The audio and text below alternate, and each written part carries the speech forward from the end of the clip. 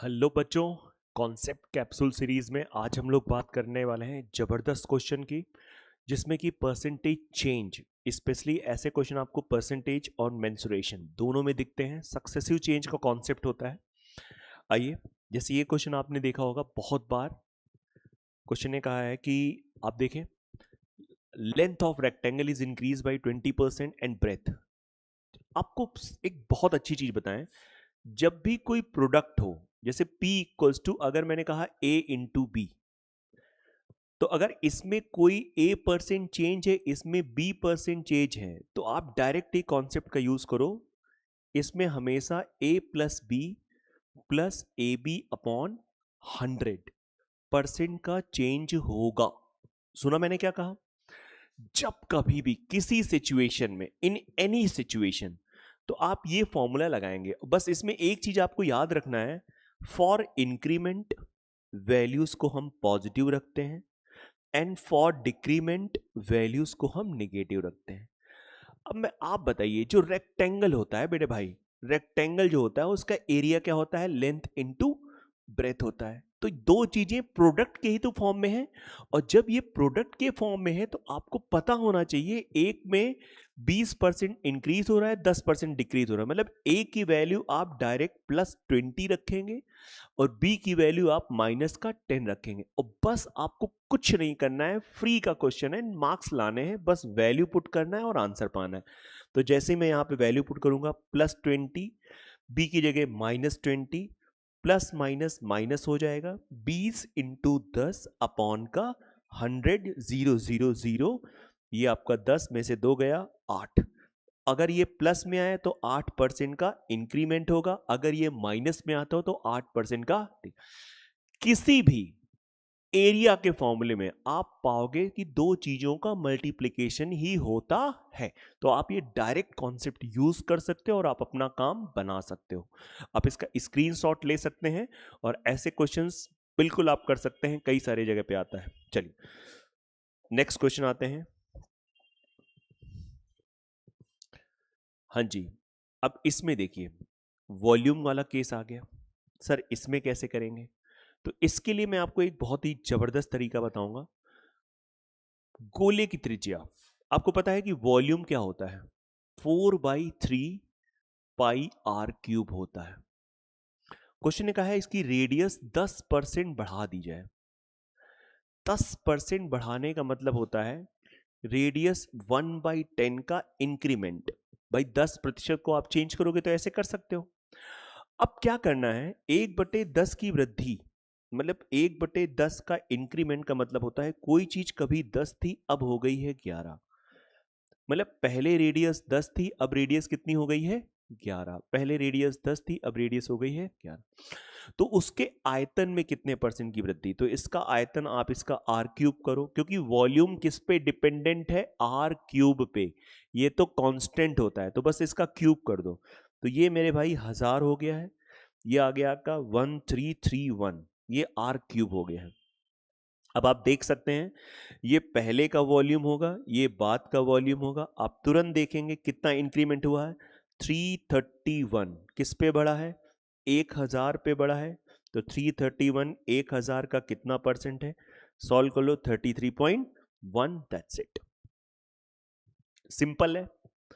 बाकी आप इसमें भी ये लॉजिक लगा सकते हैं, क्योंकि वॉल्यूम जो है वो directly proportional to r cube है। आर क्यूब का मतलब हो गया volume directly proportional to r into r into r. मेरी बात समझ रहे हैं? तो आप इसमें ए बी फॉर्मूला लगा के सॉल्व कर सकते हो। उसके बाद जो आएगा, जैसे इसमें देखो 10% का इंक्रीमेंट, 10% का इंक्रीमेंट, तो जब ए बी लगाओगे तो ये आ जाएगा 21% का इंक्रीमेंट, और यहाँ पे कितना आ रहा है? 10% का। फिर से इसमें ए बी लगा दो, 21 प्लस 10 प्लस 21 इंटू 10 अपॉन का 100, और जब आप सॉल्व करोगे तो यही आंसर आ जाएगा।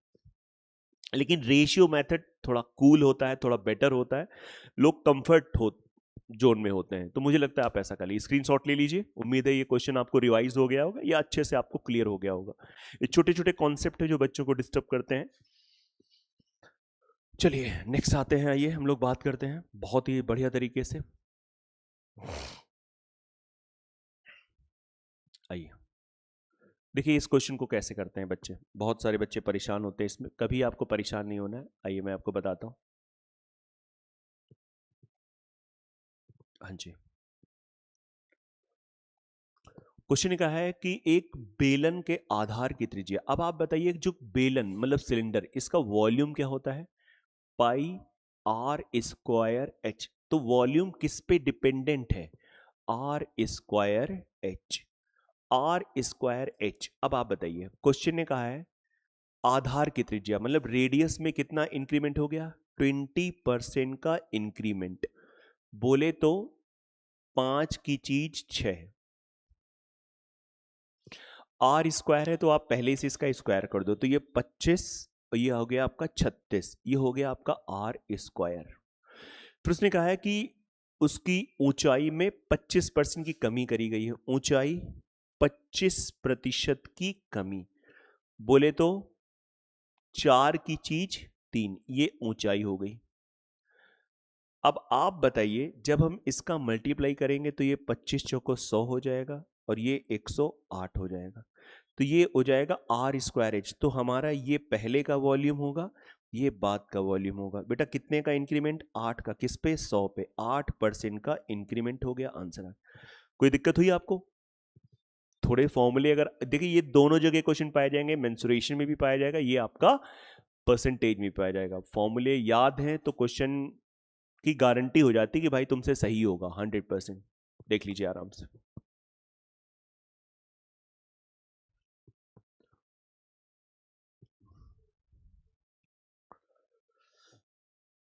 ठीक है, चलिए नेक्स्ट करते हैं बच्चों।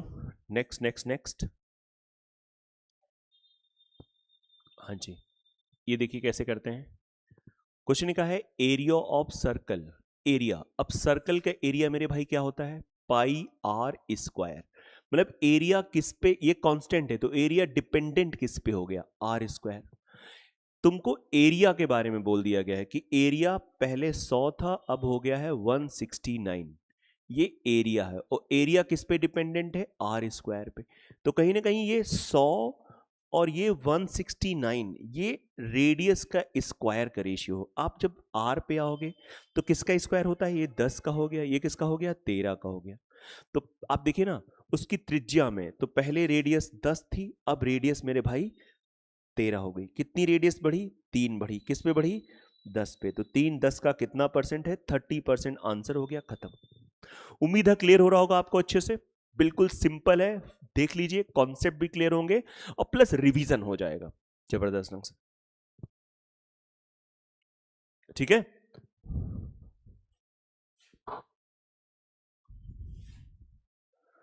तो बस आप अगर पहली बार मेरा ये वीडियो देख रहे हैं, नए चैनल को आप देख रहे हैं, तो प्लीज आप मेरा चैनल सब्सक्राइब करिए और लाइक कर दो भाई।